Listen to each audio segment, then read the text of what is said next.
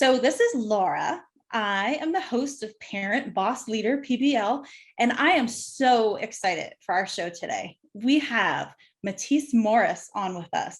Matice is an amazing human being. She has such an incredible background. I am so excited for you to hear her story.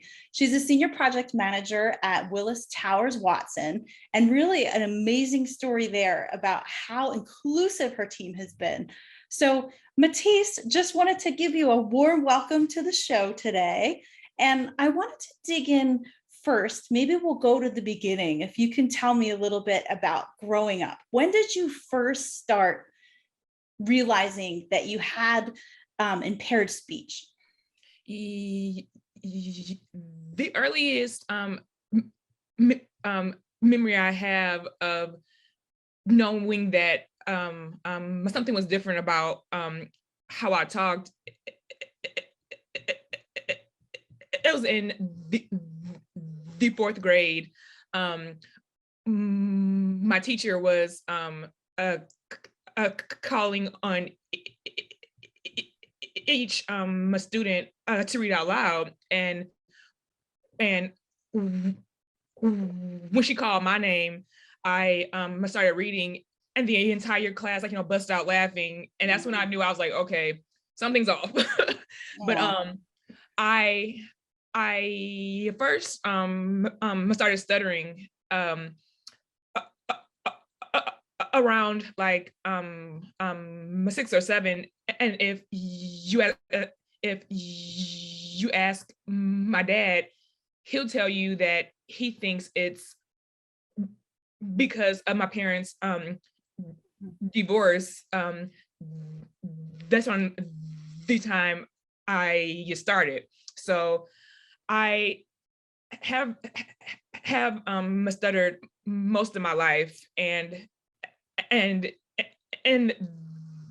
the younger years, it was a lot worse than it is now. Like I could barely get 1 or 2 words out. But as the years went on, I have learned to manage it a lot better. You are an inspiring human, Matice. Thank you. So after school, going into, as you kind of grew up, you shared about in 4th grade, you first started learning that you had a speech impairment. What was it like for you after school, grad school? You had mentioned you landed your first job in 2013. What was that like? And what was it like for you climbing up the corporate ladder? So getting my first job was a whole process by itself.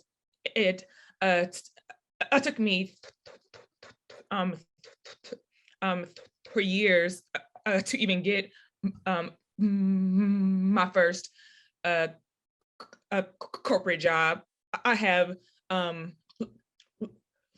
lots of memories of people telling me that they won't hire me because people I would communicate with would chew me up, or the recruiters telling me that they have a hard time helping me get a job because people would think that I was mentally challenged. Also, even getting a job is a whole process. But then when I finally got one,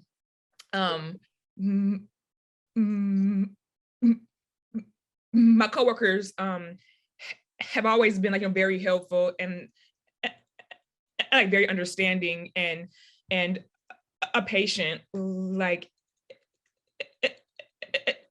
if I had a client phone call, they would take it for me in the beginning, and then as years went on, I got more comfortable being client facing, and so now I lead conference calls now with multiple people, and no more help from my coworkers. So at the beginning, I was very shy, like, very timid. But as, as my confidence grew, I I, I got better navigating my stutter in the corporate environment. Wow. I love hearing the story too about how much your coworkers helped you. To me, it shows the good-heartedness of people as well, and they want to see you succeed. Yes. And I think that's amazing how much more comfortable you feel now with clients as well. Because I imagine even beginning careers in the work world, I'd say everybody feels nervous, everyone feels scared, and you have to have this extra set of confidence really to pave the way forward. So you really are inspiring. In, I think it was 2017, you mentioned you started your own YouTube channel too. Can you tell our guests a little bit about that? Just so one day, I actually watched my brother's YouTube channel because he has a channel about barbecuing, and like one day I was like, well, maybe I could have my own channel too, and I could talk about stuttering, and like, and so that night I bought like my own ring light, and like when it arrived, I made my first video, and I probably did like 20 takes like on that first video. I was so nervous, like it was just the worst. But I had a goal to encourage other people who stutter, and to educate people who don't stutter. I knew, like, growing up, I never knew anyone who talked like me. I was kind of lonely at times. Yeah. And then also, I had people who just didn't know what stuttering was. Like the recruiter who said people would think that I was mentally challenged. So the whole goal was to encourage others, and like to show them that you could live your best life, like, with the stutter, and uh, and and to help, like, help other people know that stuttering is not, like, affecting, like, your mental abilities or anything like that, and just helping them, like, know what it is. Yeah, no, I think that's amazing. Even starting that channel, you help normalize outlier situations, and you've really experienced a lot of cruelty in your life as well. And clearly, you're a fiercely intelligent woman, even with your master's, paving the way for so many. And you didn't even stop at a YouTube channel. You even went on to write your own book, The Product of My Selfishness, The Stutter and The Story. Do you want to unpack that a little bit and tell us a little bit about your book too? Yeah, so I started writing it, like, in college, and I really took it seriously post college, and the title actually comes from all of the years of me constantly worrying about, like, am I am I am am I taking a too long, or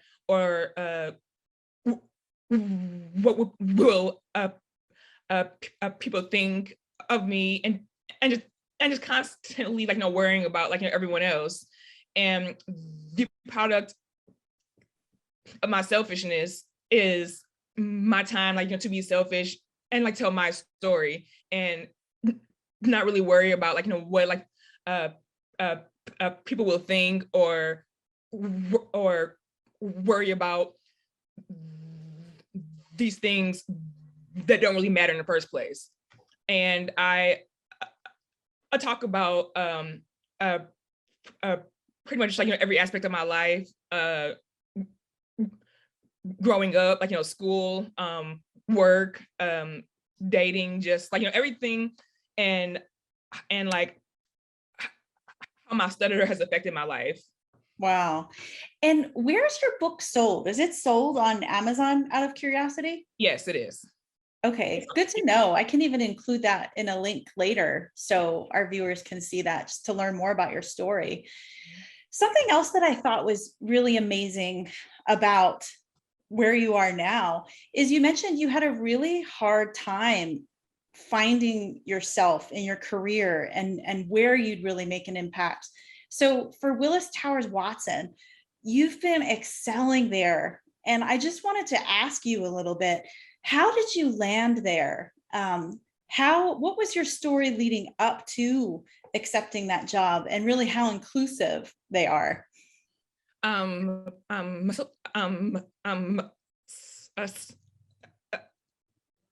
so one day, actually, I was on LinkedIn, and by this time of scrolling like through LinkedIn, I had been applying since like February, for new jobs, and I was on LinkedIn, and I saw this post about World Autism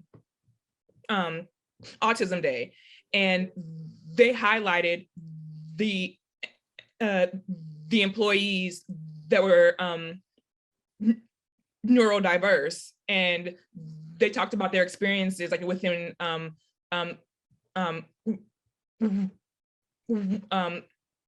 Willis Towers Watson. And I had never seen a company actually like highlight people with differences, and then also hire them too. Like usually it's more so of them doing like charity work and like helping out like people with differences, but to hire them was new for me. And so that really caught my attention, and I applied, and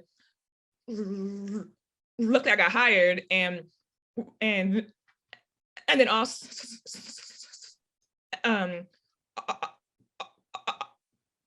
also within the first 2 days of me being there, I was part of a meeting of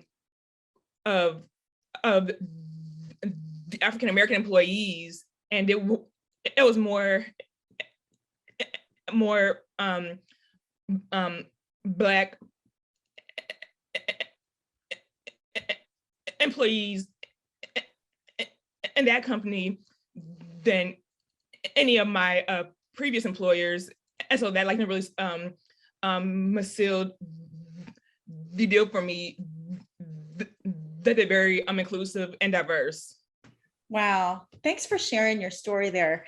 It hits my heart too, because with the company I work with ATR International, and we're huge. We're in staffing and recruiting. We work with a lot of companies across the US, but what we're most proud of is we're diversity certified as well. So we're really in the space of diversity, inclusion. And I love hearing your story, because I think often you're right. Sometimes companies can just promote something, but not really do it. But to me, it's a perfect example of a company following through and really recognizing your value and promoting you, because you're such a talented worker. You're a prolific writer as well. I've even looked at a lot of your posts. Like, you're an amazing human being, really.